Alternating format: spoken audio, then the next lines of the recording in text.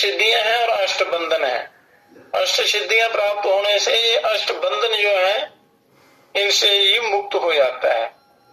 और प्रथम मनुष्यता से मनुत्व, फिर मनुत्व से ब्रह्मत्व, ये तीन अवस्थाएं कृष्णा सदगुरु कृपा से साधु के सम्मुख अपने आप आती जाती हैं। सदगुरु की कृपा से, सदगुरु जिन्होंने उस परिपूर्ण ब्रह्म का साक्षात्कार किया है और ब्रह्म ही सदगुरु के रूप में इन जीवों पर कृपा करते हैं, उद्धार करते हैं।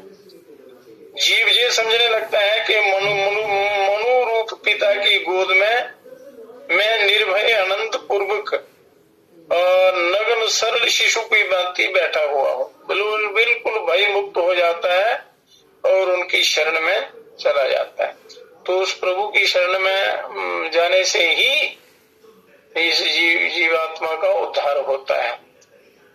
मैं चाहे कितना ही क्षुद्र, दीन, अविश्वासी और श्रद्धाहीन हूँ, परंतु पिता की गोद में बैठा हूँ, ऐसा भाव उसके मन में आ जाता है। जब हर घड़ी यही अनुभव करता रहता है, तब मृत्यु लोक में रहकर भी वह अमरता के आस्वाद में मुक्त रहता है और उसको मृत्यु का भय नहीं रहता है। और साधारण जनों के लिए जो जगत सदा दुखमय है, उसी को वह आनंदमय रूप से भोगता हुआ अनिर्वचनीय शांति पाता है। ऐसी दिव्य शांति पाता है जिसका वर्णन नहीं कर सकता। सा शांति मधिगच्छति, गीता में लिखा है भगवान कृष्ण जी। तो मनुष्यों की उत्पत्ति, स्थिति और लय, मनुष्यों की उत्पत्ति, उनकी स्थिति और उनका लय मनु के इशारे पर ही निर्भर है। और ये हर मनुष्य के सूक्ष्म और कारण दे तथा मन के भाव प्रत्यक्ष अनुभव कर सकता है। तो हमारे हृदय पटल पर जन्म जन्मांतर के संचित भाव संस्कार अंकित है। हृदय पटल पर सारे संस्कार रहते हैं, जन्म जन्मांतर के संस्कार। तो वह हमारे अनुभव में नहीं आते, परंतु जब हम मनुत्व प्राप्त करके मनवंतर के अधिपति होंगे, तब अपने तथा दूसरों के संस्कार, पाप, पुण्य, जन्म, जाति, आयु और भोग इत्यादि सब प्रत्यक्ष अनुभव कर सकेंगे। तो ये मनुत्व प्राप्त करने के बाद होता है। तो मनुत्व का ही आंशिक फल प्राप्त कर लेने वाले साधु अपने दर्शनार्थियों के विचार बिना कहे ही जान लेते हैं और बतला देते हैं। दूसरों की इतना सामर्थ्य आ जाता है। मनुत्व का कुछ अंश प्राप्त कर लेने पर साधक सदगुरु से दीक्षित होने पर अपनी इच्छा शक्ति के द्वारा अपने मन की गति उल्ट कर देते हैं, मन की गति बदल देते हैं। और मन के दो मुख हैं, मन के दो मुख हैं, एक नीचे की ओर और दूसरा ऊपर की ओर। तो नीचे का मुख प्रवृत्ति की ओर, मतलब संसार की ओर रहता है, स्वभावतः प्रवाहित रहता है प्रवृत्ति की ओर, संसार की तरफ, विश्व भोगों की तरफ। और ऊपर का बंद रहता है, मन का जो ऊपर का मुख है वो बंद रहता है। तो कुछ दिन सदगुरु का सत्संग प्राप्त होने पर, गुरु इसलिए कहते हैं सदा अच्छे लोगों का संग करो, गुरुओं का सत्संग सुनो और समझो और उस पर चलो। उनका सत्संग प्राप्त होने और उनकी कृपा होने पर ऊर्ध्वमुख निवृत्ति मार्ग प्रवाहित होने लगता है। अधोमुख सूक्ष्म हो जाता है और ऊर्ध्वमुख खुल जाता है, ऊपर वाला मुख जो ईश्वर की तरफ ले जाने वाला होता है। तो जिसको मनुत्व पर कुछ अधिकार प्राप्त हो चुका है, वही सदगुरु और सत्संग कराने का अधिकारी है। उसका पात्र बनना पड़ता है गुरु कृपा का। गुरु कृपा कैसे होगी? जब तक आप पात्र नहीं बनेंगे तो कृपा कैसे होगी? तो इसलिए बोधमय क्षेत्र में पहुंच हो जाने पर, ब्रह्म ही शिथिल हो जाती है। और साधक जीव जब अंतः शरीर में प्रवेश करता है तब देखता है कि अन्नमय से आनंदमय कोश तक पांचों कोश धर्म संस्कारों से परिचिन्न है और शास्त्रीय विधि निषेध आत्मज्ञान प्राप्ति में प्रथम सहायक अवश्य होते हैं। विधि निषेध जो है वो प्रथम सीढ़ी में सहायक होते हैं, परंतु फिर वे बंधन रूप हो पड़ते हैं और इतना जान लेने पर भी उनकी उपेक्षा करने का साहस नहीं होता। जब तक जीव आत्म स्नेह में मुग्ध नहीं होता तब तक वैध कर्मों के संस्कार उसे बहुत ही सताते हैं। कर्मों के संस्कार उसको सताते रहते हैं जब तक आत्मानंद में ये मुग्ध नहीं हो जाता। इस कारण वह नित्यानंद के विघातक प्रबल शत्रु हैं। विधि निषेध जो है वो आत्मानंद की प्राप्ति में प्रबल शत्रु हैं, पर कुछ अंत तक वो सहायक होते हैं। स्थूल वृत्तियां मनुष्य के साधारण शत्रु हैं। जो स्थूल वृत्तियां हैं, मोटी मोटी वृत्तियां, वो साधारण शत्रु हैं और सूक्ष्म वृत्तियां प्रबल शत्रु हैं। काम क्रोध आदि वृत्तियां आत्मराज्य प्राप्ति में उतनी विघ्न कारक नहीं है जितनी सूक्ष्म वृत्तियां सूक्ष्म संस्कार बाधक है। तो इनके हाथ से छूटना अत्यंत दुर्लभ है, बड़ा कठिन है। यहीं पर जीव को विषाद होता है, विषाद योग होता है। इसके बाद फिर साधक को विषाद युक्त नहीं होना पड़ता जब ब्रह्म ग्रंथि खुल जाती है। तो गीता के कुरुक्षेत्र में आत्मीय ज्ञान से विमूढ़ युद्ध विमुख अर्जुन के विषाद योग की यही समाप्ति थी। गीता का युद्ध साधक प्रवर अर्जुन के अन्नमय क्षेत्र में और विषाद के क्षेत्र में था। अन्नमय क्षेत्र में था ये जिससे बनता है, और विषाद मन में था। और चंडी में वर्णित मंत्र विद्रोह और राजा सूर्थ के प्राणों में जो विषाद पैदा हुआ था वह विज्ञानमय क्षेत्र में होने के कारण उससे सूक्ष्म था, उच्च स्तर का था। तो ये बड़ा गूढ़ रहस्य है। इसको बार बार श्रद्धा युक्त होकर सुनने से ये ज्ञान मनुष्य को होता है और फिर साधना बड़ी जल्दी हो जाती है, आसानी हो जाती है। उसमें पहले उस चीज को समझना होता है, गहराई से समझना होता है। तो संसारिक साधारण दुख और साधन जगत के दुखों का अंतर साधक ही जान सकते हैं। साधक जो साधना करता है, जो अनुभव करता है, उसी को जानकारी होती है। जैसे विरह अग्नि का संताप विरहिणी अनुभव कर सकती है। विरह की अग्नि से जब स्थूल और सूक्ष्म दोनों शरीर भस्मीभूत हो चुके तब कहीं उस प्रेम गौर जीव का परम प्रिय तत्व से प्रदात्मय हुआ, एकता हुई, उससे उसका साक्षात्कार हुआ। बिंदु में सिंधु समा गया, एक बिंदु में सागर समा गया। ये आनंद वियोगी जाने या योगी जाने, ये आनंद जो है या वियोगी जाने या योगी जाने। तो अत्यंत विरह शक्ति ही प्रेम की सबसे ऊंची अवस्था है, विरह अग्नि। तो विरह एक प्रकार का पुट है और इसके बिना प्रेम का रंग चढ़ता ही नहीं है। विरह के बिना प्रेम का रंग नहीं चढ़ता। तो साधिका देवी सहजो माई ने भी कहा है, साधिका देवी बड़ी साधना करने वाली देवी थी सहजो देवी।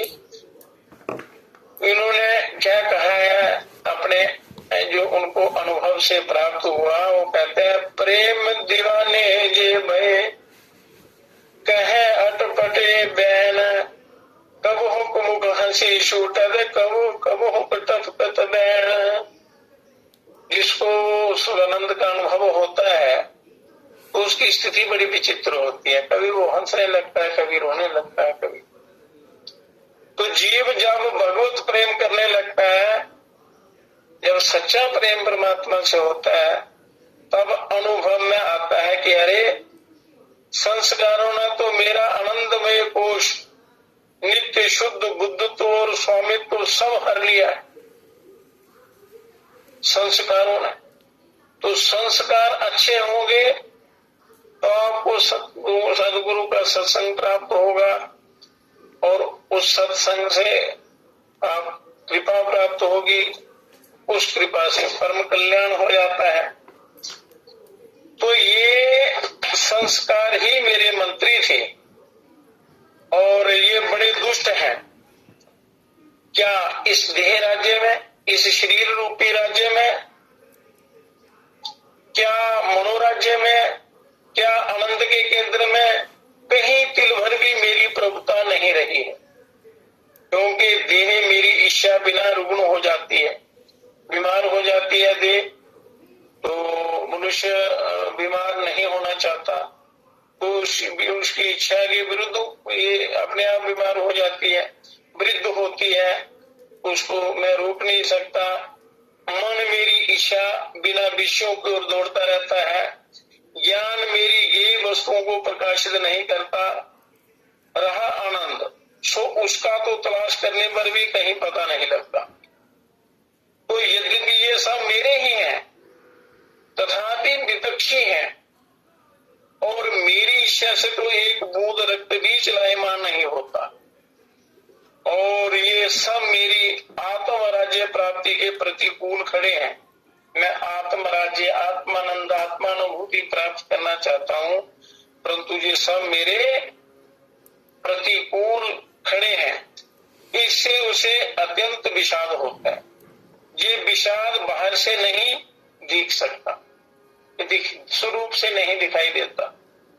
फिर विशेषता ये है कि इस विषाद की अवस्था को प्राप्त हुआ जीव महाभाग्यवान कहा जाता है, परंतु साधारण असाधक वो जानो उस पीड़ा को क्या समझेंगे, वो नहीं समझ पाते उस रहस्य को। कब हुक बांझ न जाने ही तन प्रसूत की पीड़, कब हुक बेक न जाने ही अमल कमल की बात। तो बिना अनुभव के उसका कोई नहीं जान सकता। तो चंडी में सूर्थ का सर्वस्व, दुर्गा सप्तशती में, देवी भागवत में ये आया है कि चंडी राया सूर्थ का जो उसको मोह हो जाता है, तो राया सूर्थ का सर्वस्व दुष्ट मंत्रियों ने हरण कर लिया और ये महाभाग भी है और दुखी भी है। वह राया सूर्थ भागी भी है और दुखी भी है। ये दो विपरीत एक साथ क्यों और कैसे? महाभागी भी है, उसका ये महाभाग भी है, ये सारा उसका सब कुछ हार लिया, और दुखी भी है राजा। तो कारण ये है कि ऐसा हुआ बिने उसे मेद्यस ऋषि का सत्संग ना मिलता, क्योंकि सत्संग की तलाश या प्रभु को याद उसी समय करता है, या मनुष्य को कोई कष्ट होता है, या उसका कुछ बिगड़ जाता है, या उसको प्रतिकूल परिस्थितियां, उसके विपरीत परिस्थितियां जब आती हैं, तो फिर एक शरण परमात्मा की हो लेता है वो, उसके सिवा कोई उसका सहारा नहीं होता और है भी नहीं, होता भी नहीं। तो अगर उसको विषाद नहीं होता, उसका ये राजा, उसके मंत्री उसका सब कुछ हर ना लेते, तो सत्संग प्राप्त नहीं होता और ना वह मनुत्व को प्राप्त होता, इससे वह महाभाग है। और जीव भाव और जीवत्व की ग्रंथियां उस समय उसे अत्यंत दुखमय जान पड़ती हैं। ये दुख है, स्थूल रूप से दुखी है, पर आत्म कल्याण की दृष्टि से वो महाभाग्यवान है। इसको आत्म कल्याण जो है, आत्मज्ञान, ये सबसे बड़ी चीज है। तो जब तक आत्म दर्शन नहीं होता, मातृ दर्शन नहीं होता, तब तक यथार्थ ग्रंथि भेद नहीं होता। आत्म दर्शन के बाद ही ग्रंथि भेद होता है। विषाद योग से बाहरी लक्षण गीता में कहे गए हैं। विषाद योग के जो लक्षण हैं वो गीता में बताया भगवान कृष्ण जी ने। अर्जुन विषाद योग पहला अध्याय है। दृष्टमं स्वजनम कृष्ण सुपस्थितम छिदन्ते मम गात्राणि मुखं च परिशुष्यति वेपथुश्च शरीरे मे रोमहर्ष जायते गांडीव संसदे हस्ताक त्वक्चैव परिलय्यते। ये अर्जुन को विषाद हो जाता है। तो ये विषाद के चिन्ह साधक प्रवर अर्जुन के स्थूल देह अन्नमय कोश में प्रकट हुए थे। 5 कोश हैं शरीर के। तो अर्जुन का जो विषाद था वो ये अन्नमय इस कोश में प्रकट हुआ था। परंतु दुर्गा सप्तशती में जो सूरत का विषाद था वो सूक्ष्म और कारण देह में अवतरित होने के कारण उसका बाहर विशेष लक्षण कुछ प्रकट नहीं हुआ, उसको सूक्ष्म विषाद हुआ था। प्रया विद्रोह या भाव विरोधिता विज्ञानमय कोश में और मंत्रियों का विरोध या धार्मिक संस्कारों की परिच्छिन्नता आनंदमय कोश में अनुभव होते हैं। ज्ञान का अधिकार जिसका जितना उच्च है उसका विषाद भी उतना ही सूक्ष्म और उच्च स्तर का होता है। विषाद भी उसका कल्याणकारी होता है। बालक मिट्टी का खिलौना टूट जाने से रोता है, परंतु समझदार विद्वान पुरुष युवा पुत्र की मृत्यु पर भी अधीर नहीं दिख पड़ता। जो बच्चा है मिट्टी के खिलौने पर टूट जाने पर रोता है, परंतु जो ज्ञानी लोग हैं, समझदार विद्वान पुरुष हैं, युवा पुत्र के मृत्यु से भी अधीर नहीं होता, परेशान नहीं होता, दुखी नहीं होता। तो क्या उसे दुख ही नहीं अवश्य होता है, उसको दुख होता है, पर वो ज्ञान से उस दुख को सहन कर लेता है। परंतु अंतःकरण के उच्च स्तर में होता है, उसका अंतःकरण बड़े ऊंचे स्तर का होता है, वो ज्ञान से अपने आप को समझा लेता है और वो उसको कल्याण के मार्ग पर ले जाता है। साधक जब अपना चित्त बाह्य विषयों से रोकता है और व्याकुल होता है, तब स्नेहमयी मां उसे एक सरल मार्ग पर ले जाती है। कारण क्या है कि पहले तो साधक संयम, योग, ध्यान, सिद्धि, शक्ति आदि को चाहता था, परंतु जब अनेक बार विफल मनोरथ सिद्ध ना हुआ, तब यथार्थ आत्मा की खोज उसके प्राणों में उदित हुई। पहले इच्छा ही करता था मुझे ये साधना करने से, ये तप करने से ये प्राप्त होगा, वो प्राप्त होगा, सिद्धियां चाहता था, शक्ति चाहता था, अनेक प्रकार के वैभव चाहता था, परंतु जब कुछ भी नहीं मिला तब उसको आत्मा की प्राप्ति की खोज मन में पैदा होती है कि असली चीज क्या है, उसकी खोज करता है। तब मैं एकाकी हय महरु ये जिगाम गहनम वनम, इंद्रिय रूपी अश्व पर सवार होकर, ये शरीर में जो इंद्रियां हैं, इंद्रिय रूपी अश्व पर सवार होकर विषयारण्य में ही आत्मानुसंधान करने लगा। तब उसने क्या देखा, सा तत्राश्रम मद्रा खीद द्विजवरस्य मेधसा, वही बुद्धि योग की प्राप्ति है। कहते हैं कि ददामि बुद्धि योग येन मापो पयांति थे। ये गीता में मोक्षदायक कल्प वृक्ष के जो बीज बो गए थे, उन्होंने चंडी में पत्र पुष्प और सरस फल रूप में परिणित होकर साधकों को कृतार्थ कर दिया और करते हैं। ये जीवात्मा जब अंतर राज्य में रति रति ढूंढने पर भी आत्मा का पता नहीं पाता, तब विविश हो फिर इंद्रिय ग्राह्य विषयों के समीप आता है। साधना करता है, ढूंढता है, जब नहीं मिलता है, प्राप्त नहीं कर पाता, फिर विषयों के समीप आ जाता है। पहले तो वह इन विषयों को नाशवान और मिथ्या कहकर जहर के समान समझकर त्याग कर अंतरराज्य में प्रविष्ट हुआ था, अंतर ध्यान करने लगा था। अब लौटकर फिर उसी विषयारण्य में प्रवेश करता है। परंतु इसमें भेद ये होता है कि पूर्व केवल विषय समझकर विषय भोगता था और अब आत्मानुसंधान के निमित्त से भोगता है। पहले केवल विषय भोग तक ही सीमित रहता था, उनको विषय भोग समझकर ही उसी में रमा रहता था। परंतु जब साधना करके दोबारा वापस आता है तो फिर वो आत्मानंद की अनुभूति करने के लिए संसार में रहता है, विचरण करता है। पहले पहले हर विषय में सत्य कल्पना करते करते ही आत्मानुसंधान जागृत होने लगता है, क्योंकि आत्मानुसंधान किए बिना इस जीव का उद्धार होता ही नहीं है, ये चक्र काटता रहता है। जब आत्मानुसंधान की लगन लग जाती है तो फिर वो अभ्यास इस संसार में रहते हुए भी, विषय भोग भोगते हुए भी उसका लक्ष्य आत्मानंद की अनुभूति, उस आत्मभूत की तरफ होता है। कारण ये है कि पहले साधक विचारता है कि विषय तो यथार्थ आत्मा नहीं है। जो आत्मा है, जिसकी प्राप्ति के लिए शरीर मिला है, तो ये विषय भोग जो है ये आत्मा नहीं है। विषय क्षुद्र है, आत्मा अनंत है।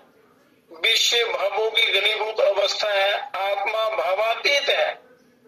ये भावों से भी परे, वहां मन बुद्धि इत्यादि वहां नहीं पहुंच सकते।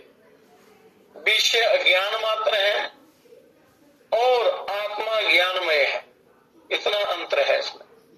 इस कारण विश्व में विचर कर क्या अत्यंत तद विपरीत विरुद्ध आत्मा का पता मिलना संभव है। परंतु क्या किया जाए, कैसे उसको प्राप्त करें? अंतर राज्य में जब अमृत का पता ना मिला, तब बही राज्य में तलाश करने में हानि ही क्या है? लक्ष्य तो उस आत्मा की प्राप्ति का है, उसके अनुभव का है। अगर अंदर नहीं मिला तो बाहर ढूंढते हैं, उसमें कोई हानि नहीं। ऐसा करते करते कुछ दिनों के बाद यहीं से आत्म प्राप्ति का श्री गणेश होने लगता है। मतलब लक्ष्य आपका पक्का होना चाहिए कि मुझे अपना उद्धार करना है, मैं कहां से आया हूं, क्या हूं, मेरा कर्तव्य क्या है और मैं हूं क्या। तो वो फिर श्री गणेश होने लगता है। चाहे कोई भी पदार्थ अपने सामने आए,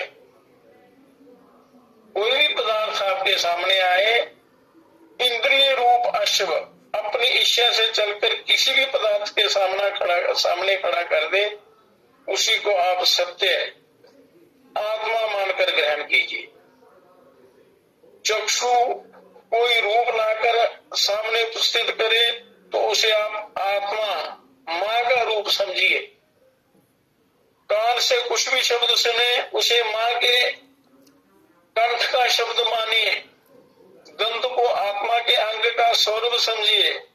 रसना से जो विचित्र रस अनुभव करे, इस जिह्वा के द्वारा जो रस अनुभव करे, उन्हें रसो व रसा कहकर अमृतायमान होइए। मतलब भाव अपना बदलिए। और कोमल स्पर्श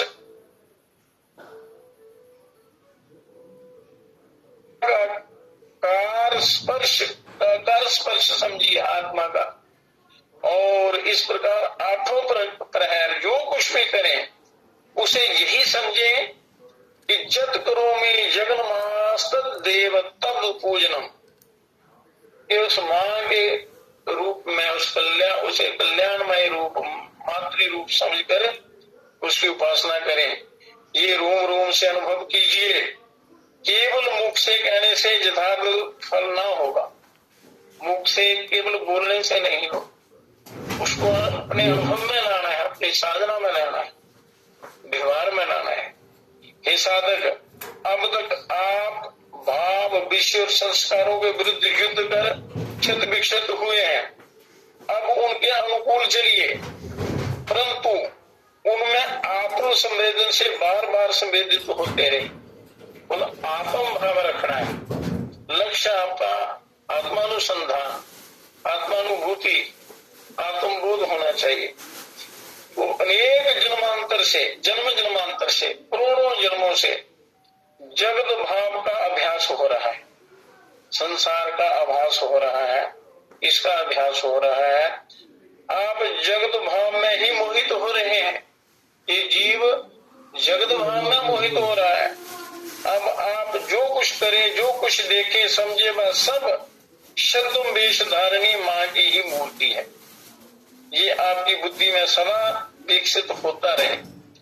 यही बुद्धि योग है। ये बुद्धि योग का अनुभव साधना है, अभ्यास है। तो यही बुद्धि योग है। तो योगा कर्म सुकौशलम, यही मोक्ष मार्ग पर ले जाने वाला योग पथ है।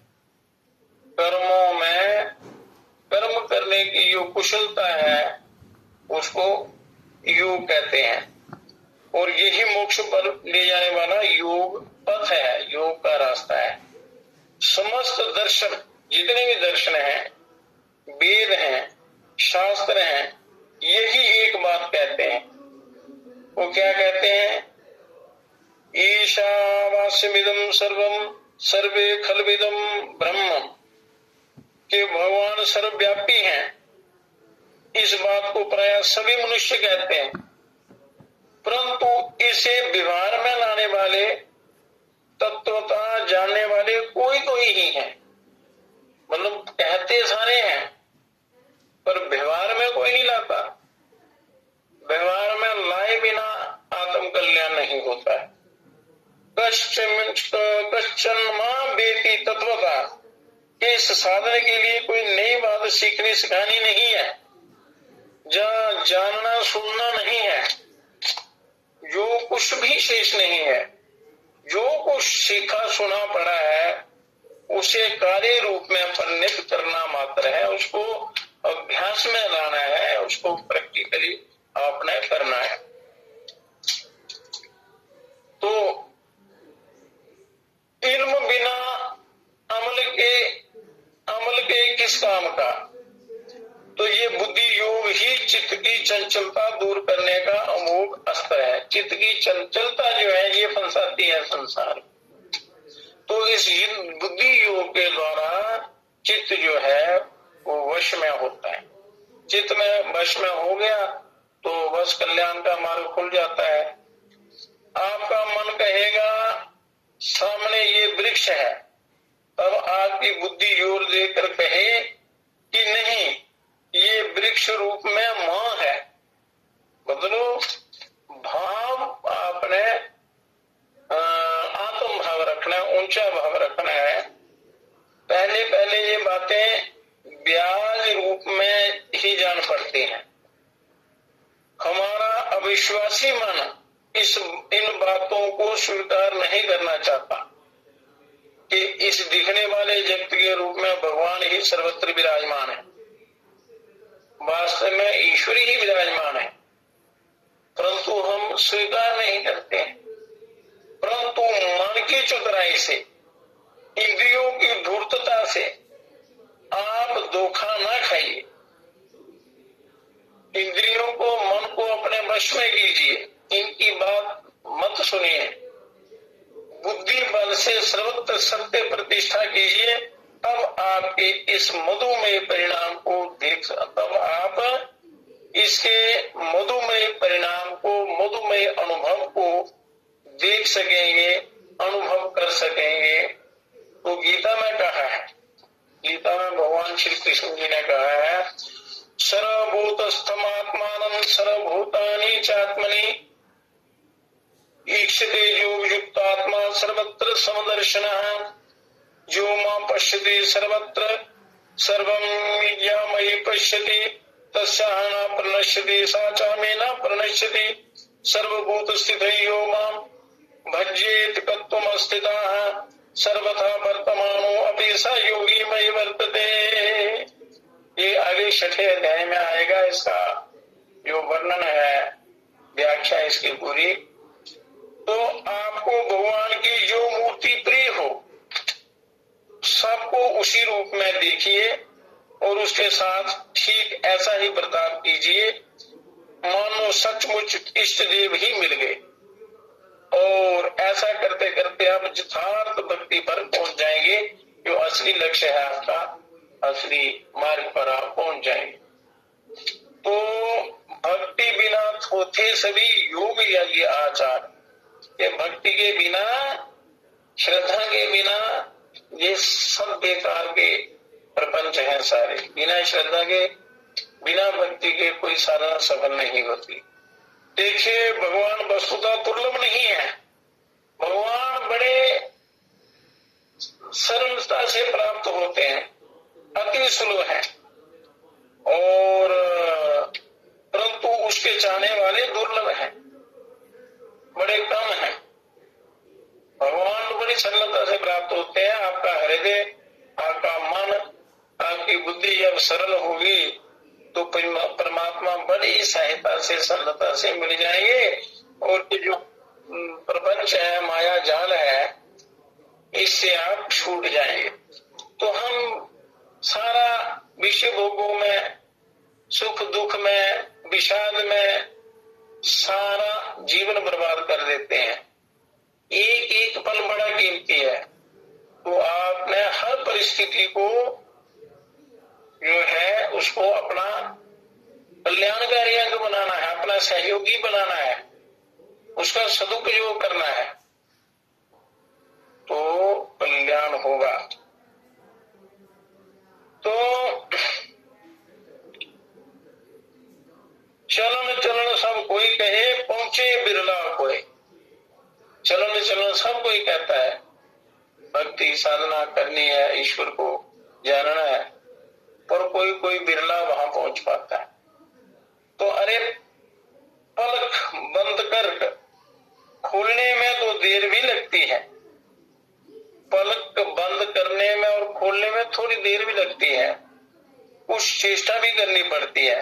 पर भगवान को पाने में ना चेष्टा करनी पड़े ना देर लगे, वह तो सब ही सुलभ सब देश है, वह कहाँ नहीं है, पर हमें उसकी चाह ही नहीं है। जब चाह होगी तो परमात्मा कहीं भी, किसी भी पल में, कहीं भी प्राप्त हो सकते हैं। वो अणु अणु में व्याप्त है, कण कण में, पल पल में, कण कण में परमात्मा व्याप्त है। परंतु उनको प्राप्त होने की असली चाह होनी चाहिए। चाह होगी तो कभी भी, कहीं भी, किसी भी स्थान पर मिल सकते हैं। उनकी प्राप्ति का कोई विशेष स्थान नहीं है कि जैसे कहीं तीर्थ स्थान पर ही मिलेंगे, वो ये कहीं भी मिल सकते हैं। शरीर के अंदर ही विराजमान है, यही अपने आप वो बड़ा जल्दी प्राप्त हो सकते हैं। परंतु उनकी प्राप्ति के लिए वो आपके अंदर वो भाव होना चाहिए, वो प्रेम होना चाहिए। तो यदि सबसे कोई नित्य वस्तु है तो आत्मा भगवान है, परंतु उसमें विश्वास दुर्लभ है। आत्मा भगवान आपके अति निकट है, सबसे निकट कोई चीज है आत्मा और परमात्मा है, परंतु विश्वास बड़ा दुर्लभ है। पानी की बोतल ले दो, परंतु विश्वास की कमी है। विश्वास की कमी के कारण ही हम दुख पाते हैं। वहां इस विश्वास के दृढ़ करने में ही है। अगर कठिनाई है, आयोजन प्रयोजन, जो कुछ भी आयोजन प्रयोजन साधन और कठिनाई है, वह इस विश्वास के दृढ़ करने में ही है। अगर विश्वास दृढ़ हो जाए, श्रद्धा और विश्वास हो जाए, परमात्मा की प्राप्ति में एक पल भी नहीं लगता। तो दृढ़ विश्वास होते ही साधक विश्वास विगत श्वास सहज कुंभक हो जाता है। यही योग का सार है। और श्वास भी अपने नहीं रहते, खुद ही दूर हो जाती है, खुद ही जो है वो दूर हो जाती है। जो अहम भाव है ये दूर हो जाता है। तो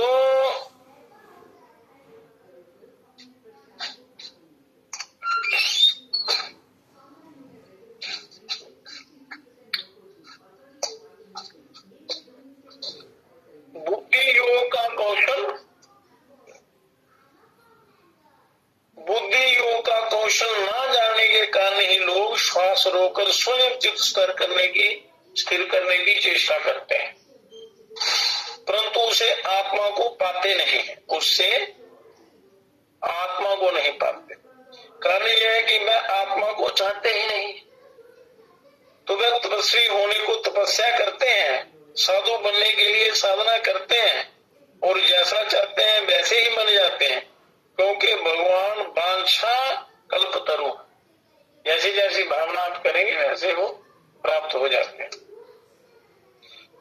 छांदोग्य उपनिषद में कहा है कि मनो ब्रह्म इत्युपासित, के मन की ब्रह्म रूप से उपासना करना ही सत्य प्रतिष्ठा है, क्योंकि जगत मन का भाव है।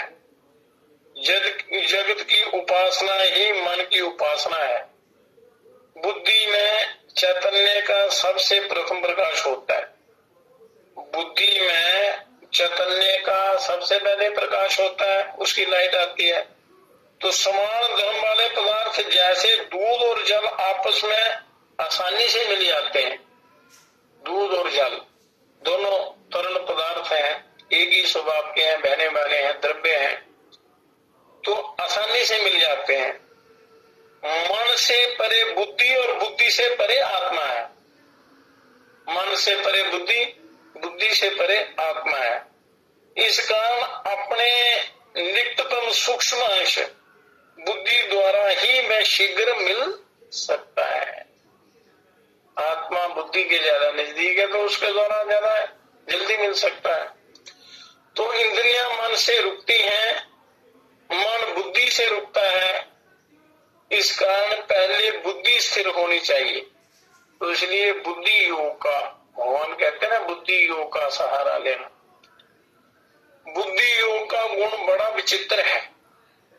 इसका जरा सा भी अनुष्ठान महान भाई से त्राण कर देता है, महान भयंकर इस संसार सागर से तार देता है। तो भगवान कहते हैं नेहा विक्रम नाशो अस्ति प्रत्यवायो न विद्यते स्वल्पयस्य धर्मस्य त्रायते महतो भया।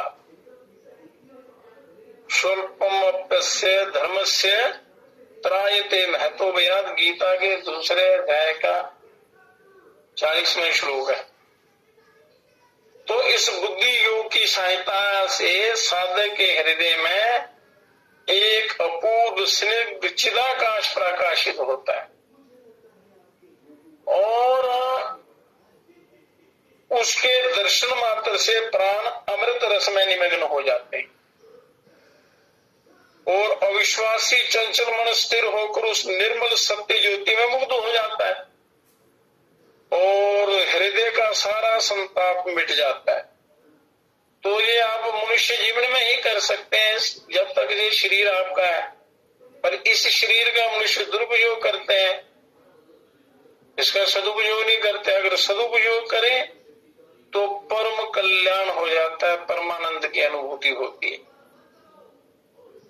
तो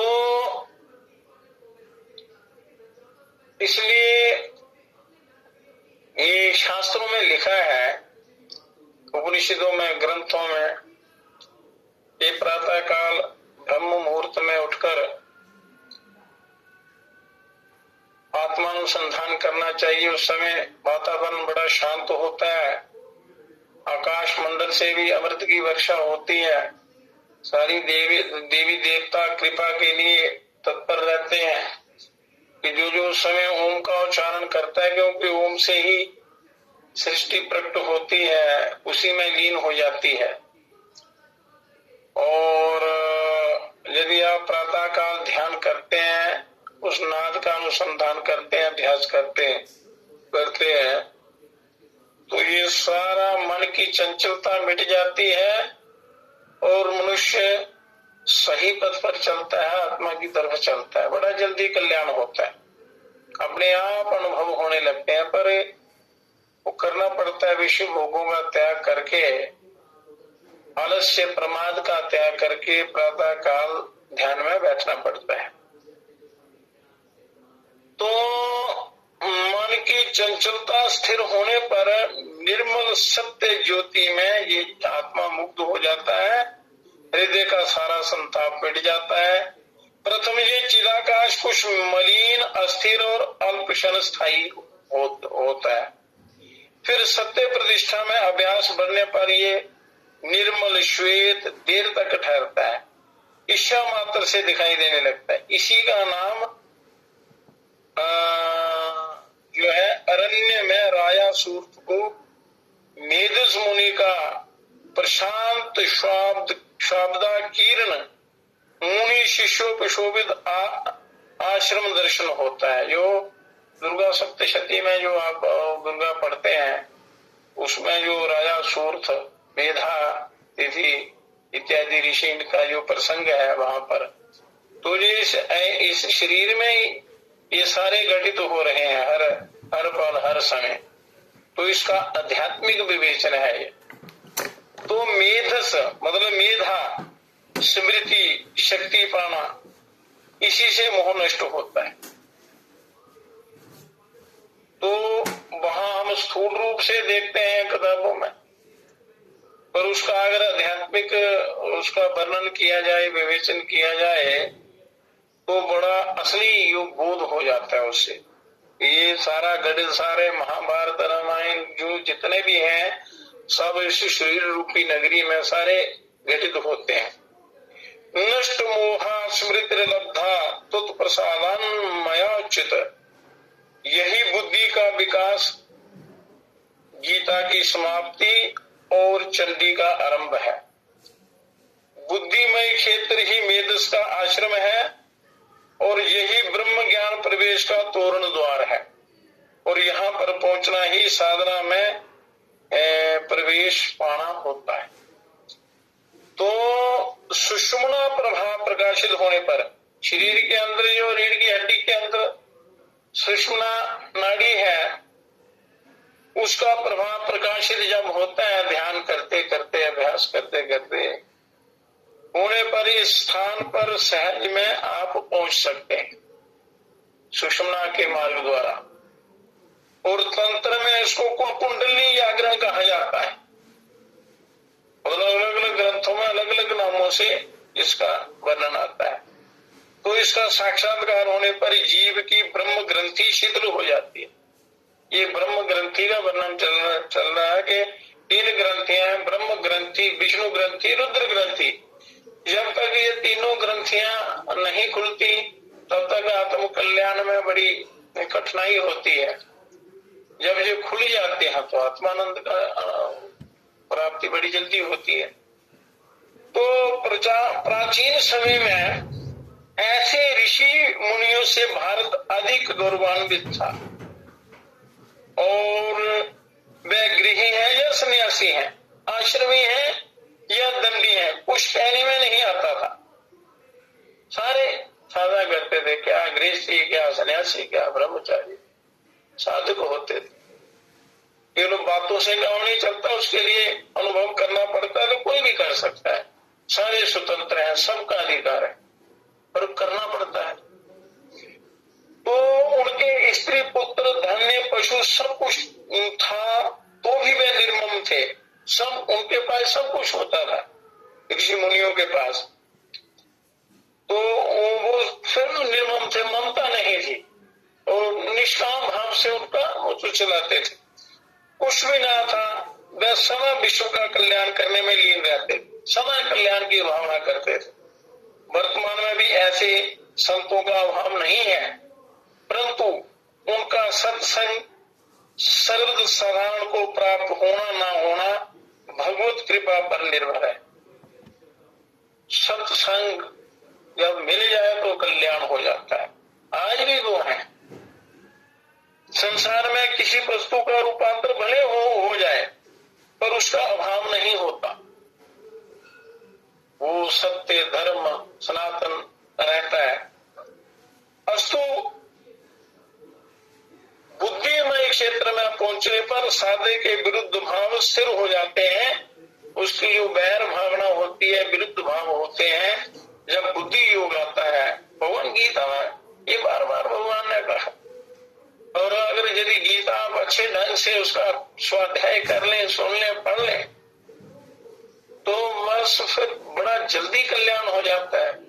सारे चित्त की चंचलता, उसकी भटकना सब समाप्त हो जाती है और स्थिर चित्त ही आत्म कल्याण के रास्ते पर चल सकता है। उसका उदाहरण वो उसमें चंचलता नहीं रहती, काम क्रोध आदि हिंसक जंतु स्थाना भूल जाते हैं। उनके जो हिंसक जो ये पदार्थ हैं या काम क्रोध लोभ है या सिंह इत्यादि जितने भी हैं, उनकी बुद्धि ही सरल हो जाती है, वो हिंसक भाव ही खत्म हो जाता है, बैर भाव वो सब भूल जाते हैं। साधन जगत में जब तक अनुमान और अप्रत्यक्ष रहे तब तक समझना चाहिए कि अभी यथार्थ साधन पथ पर एक कदम भी आगे नहीं चले, और साधन में जब पग पग पर कुछ न कुछ प्रत्यक्ष होता रहेगा तभी साधना सर्वसर्वमुद्र होगी। और मंत्र चैतन्य इसमें परम सहायक होता है।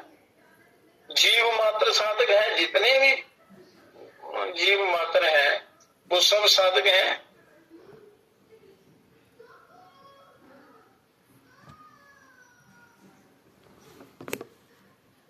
साधना की कोई जाति भेद संप्रदाय नहीं होता, अधिकारी होना आवश्यक है, पात्र होना चाहिए।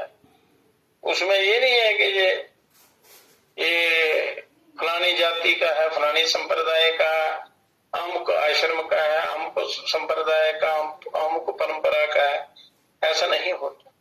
वो एक ही होता है, साधन क्षेत्र सबका एक होता है, उसमें पात्रता होनी चाहिए, पात्र होना आवश्यक होता है। इसलिए पात्रता हो तो आपका कल्याण उद्धार बड़ा सरल हो जाता है।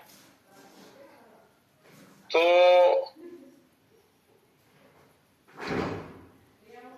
भज मन नारायण नारायण नारायण नारायण, हरिओम नारायण नारायण नारायण।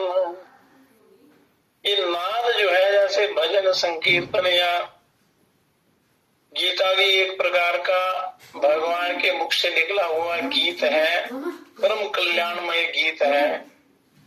और ये भजन कीर्तन या जो गायन है, ये मुख से तभी निकलता है जब मनुष्य प्रसन्न होता है। और ये गीता रूपी गायन जो है, ये जीव का उद्धार करने वाला है। इसलिए कथा के बीच में थोड़ा थोड़ा ईश्वर के उसका नाम का जो चिंतन है वो करते हैं, उच्चारण करते हैं, उससे बढ़ती है। मनुष्य को अधिकारी होना बड़ा आवश्यक है, पात्र होना। उस बुद्धिमय ज्योति में साधक आरंभ में अधिक देर तक नहीं ठहर सकते। एक पल के लिए ध्यान लगता है, फिर हट जाता है। इस प्रकार ज्यादा देर नहीं ठहर सकते। शीघ्र ही देह बुद्धि में उतर आते हैं, ध्यान लगाते हैं पर तुरंत वापस आ जाते हैं उसमें, देह बुद्धि में। कारण यह है कि नीचे की ओर मन बंद रहा है, और ये मन भगवान के चरणों में अर्पण कर देने पर ही जीवत्व का अंत होता है। भगवान में अर्पण कर दो तो सारे विकार नष्ट हो जाते और वह प्रकाश ठहरने लगता है और समाधि से भेंट होती। जब मन नहीं लगा, अनेक प्रकार के विचार आते हैं, जब ध्यान में बैठते हैं ध्यान लगता नहीं है, चित्त भटकता है। पर आप अपने मन को भगवान के चरणों में जब आप समर्पित कर देंगे तो फिर वो प्रकाश, वो ध्यान लगने लगता है, मन की चंचलता नष्ट होती है। जो भक्ति धन से धनवान है, गुरु कृपा से ज्ञानवान है, सत्य प्रतिष्ठा की शक्ति से वीरवान है और चिन्मय ज्योति से प्रकाशमान है, उन्हीं के कुल में समाधि का आविर्भाव होता है। आविर्भाव मतलब जन्म होता है। आविर्भाव होना, जन्म होना। तो आत्मा ब्रह्म के दर्शन का उपाय है, उसके दर्शन की इच्छा का होना। आत्मा और ब्रह्म के दर्शन का उपाय है उसके दर्शन की उत्कट इच्छा होना। ब्रह्म सर्वत्र प्रकाशित रहने पर भी जीव की दर्शन करने की इच्छा हुए बिना दृष्टिगोचर नहीं होता। ब्रह्म सर्वत्र व्याप्त है, पर जब तक आपकी उसको प्राप्त करने की, दर्शन की इच्छा नहीं होगी तब तक वो प्रकट नहीं होता। और जैसे अपनी आंखों से सबको देख सकते हैं पर अपनी आंख नहीं दिखती, आंखों से सबको देख सकते हैं परंतु आंख नहीं देख सकती। जीव की ब्रह्म दर्शन की इच्छा होने पर पहले वह सदगुरु रूप से दर्शन देता है। सदगुरु प्राप्त होने पर साधक अपना देह, मन, प्राण सर्वस्व श्री गुरु चरणों में अर्पण करने को उद्यत होता है और क्रम से गुरु ही उसका मैं हो जाता है और जीव भावी उसका शिथिल हो जाता है। कर्तृत्व बोध जो है, करने का जो उसमें अभिमान होता है वो शिथिल हो जाता है। सत असत चाहे कोई भी कर्म क्यों ना हो, उसमें ये धारणा नहीं रहती कि मैं करता हूं। करने के कर्तृत्व बोध से वो परे हो जाता है, हट जाता है। तो वह अपने को दृष्टा मात्र समझने लगता है और वह समझता है कि केनापि देवेन हृदय स्थितेन यथा नियुक्तो अस्मि तथा करो। शरीर यंत्र है, शरीर एक यंत्र है, आत्मा यंत्री है और इसी ज्ञान से उस पे लौकिक कार्य होते रहते हैं, उसमें अनुराग या विद्वेष नहीं रहता। तो इसी कारण में भविष्यत कर्म के बीज रूप बंधन में परिणत नहीं होते और संसारिक कर्मों में जितनी आसक्ति कम होती रहती है उतनी हृदयस्थ गुरु पर साधक की आसक्ति बढ़ती जाती है। जैसे जैसे संसार की आसक्ति कम होती है सदगुरु पर उसकी आसक्ति बढ़ती जाती है और उसमें वह मुग्ध हो जाता है और फिर क्रम से उसमें आत्मसमर्पण कर साधक निश्चिंत हो जाता है। धीरे धीरे जब उसको अनुभव होता है, ज्ञान होता है, समझ आती है, बुद्धि योग पुष्ट होता है तो फिर वो आत्मसमर्पण करके निश्चिंत हो जाता है, सारी चिंताएं उनके चरणों में छोड़ देता है, निर्भय हो जाता है और समझ सकता है कि गुरु आत्मा मां एक ही के नाम है। गुरु आत्मा मां, तो वही अंत में रहकर सब अनुष्ठान पूर्ण करा लेते हैं वो जब अपने आप करवा देते हैं। तो साधु को अपनी अहम बुद्धि से कोई विशेष पुरुषार्थ नहीं करना पड़ता बल्कि किसी अलंघ्य नियम के द्वारा समस्त कार्य कृष्ण अपने आप सिद्ध हो जाते हैं। और ये ग्रंथि भेद करने के लिए जब जैसा अध्यवसाय हो तो करना आवश्यक होता है, मां उसी भाव से आत्म प्रकाश करती है और यही साधन जगत का यथार्थ क्रम या सोपान है। पहले ब्रह्म ग्रंथि का वेदन मतलब बुद्धि योग पूरी तरह से उसको प्राप्त करना है, उसके बाद विष्णु ग्रंथि है, फिर रुद्र ग्रंथि है, उसका वर्णन करेंगे कि विष्णु ग्रंथि क्या है, रुद्र ग्रंथि क्या है। तो तीनों ग्रंथियों का जब भेद हो जाता है तो फिर मनुष्य ईश्वर की प्राप्ति का अधिकारी होता है। तो ब्रह्म ग्रंथि वेद सत्य प्रतिष्ठा है विष्णु ग्रंथि वेद प्राण प्रतिष्ठा है और रुद्र ग्रंथि वेद आनंद प्रतिष्ठा है। सत्य, प्राण और आनंद, ये तीनों सत्य, प्राण और आनंद की प्रतिष्ठाएं हैं। जब सत्य और प्राण प्रतिष्ठित हो जाती हैं, सत्य और प्राण प्रतिष्ठा हो जाती है, तब आनंद प्रतिष्ठा अपने आप हो जाती। सत्य और प्राण जो है वो तुरंत आनंद में ले जाती हैं। केवल आत्मा मां के होने का विश्वास घनीभूत होने से ही जीव भाव्य कर्तृत्व शिथिल हो जाता है, करने का जो अभिमान होता है वो शिथिल हो जाता है और आगामी कर्मों का फल ध्वंस हो जाता है। जो कर्म जो है वो संपूर्ण प्रकार से समाप्त हो जाते हैं। तो इसी को ब्रह्म ग्रंथि वेद या मधु कैटभ वध कहते हैं। ब्रह्म ग्रंथि वेद या मधु कैटभ वध, मां मधु कैटभ का वध करती हैं। तो ये बुद्धि रूपी बुद्धि योग के द्वारा ये मधु कैटभ का वध हो जाता है और यही प्रतिष्ठित होने से जीवत्व की एक जड़ कट गई या समुद्र की एक लहर ऊपर होकर निकल गई। ये ब्रह्म ग्रंथि का वेदन हो गया। अब योग दर्शन में भी सूत्र है कि सत्य प्रतिष्ठायाम क्रियाफलाश्रयत्वम, के सत्य वह है जो इंद्रिय और मानस ग्राह्य रूप से प्रकाशित हो रहा है। इस सत्य में संशय विपर्य रहित स्थिति हो तब क्रिया फलाश्रित्व होता है। क्रिया शब्द का अर्थ है शास्त्र विहित दैव पैतृक कर्म और काय मनो व्यापार रूपी व्यवहारिक कर्म, ये जितने भी कर्म है इन्हीं कर्मों का यथा योग्य फलाश्रित्व होता है और सब क्रियाओं का फल केवल सत्य प्रतिष्ठा व्यक्ति का ही आश्रय करता है। सत्य की प्रतिष्ठा के लिए ही ये सारे कर्म होते हैं। तो जो सत्य प्रतिष्ठा नहीं है वह व्यवहारिक कर्म का भी पूर्ण फल प्राप्त नहीं कर सकता और न उसको आत्मज्ञान हो सकता है।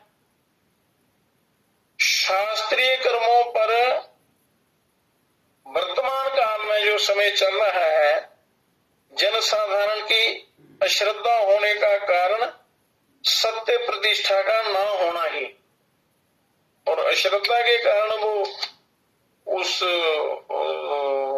साधना क्षेत्र में नहीं जाते। तो आजकल अश्रद्धा होने का कारण यही है। आजकल प्राय मनुष्य सत्य से विमुख हो गए हैं, सत्य को भूल गए हैं, विषय भोगी हो चुके हैं और वे जगत को जड़ समझ लिया है, कर्म को जड़ रूप से देखते हैं, चैतन्य रूप दृष्टा की धारणा भी नहीं कर सकते। इसी कारण शास्त्रोक्त कर्म प्राणहीन अनुष्ठान में समाप्त हो जाते हैं। मतलब सत्य की कमी है, सत्य प्रतिष्ठा की कमी है। ज्ञान रूप अमृत फल पाने के लिए ही देह में के लिए कर्म क्षेत्र, देह में निवास और अनेक प्रकार के कर्म किए जाते हैं अमृत फल पाने के लिए। और किंतु हाय केवल सत्य प्रतिष्ठा के बिना सब कर्म निष्फल हो जाते हैं। सत्य की प्रतिष्ठा के बिना। तो प्रीतम साधक, यदि आप यथार्थ सुखी होना चाहते हैं तो सत्य प्रतिष्ठा का अवश्य अनुशीलन करें, सत्य प्रतिष्ठा का अभ्यास करें। जो शास्त्र हैं, ऋषि मुनियों ने जो साधना के द्वारा जो परमात्मा का ज्ञान दिया है, जो मार्ग बताया है, उस पर श्रद्धा भक्ति के द्वारा उस सत्य का अनुभव करना है, उसको सत्य को प्रतिष्ठित करना है। उसमें सत्य प्रतिष्ठा सुरबद्ध कहते हैं इसको, या फिर प्राण प्रतिष्ठा। जानन्तु विश्व अमृत सत्ता, ब्रह्म ग्रंथि वेद होने से मधु कहता मद हो गया, व आगामी कर्मों का बीज नष्ट हो गया।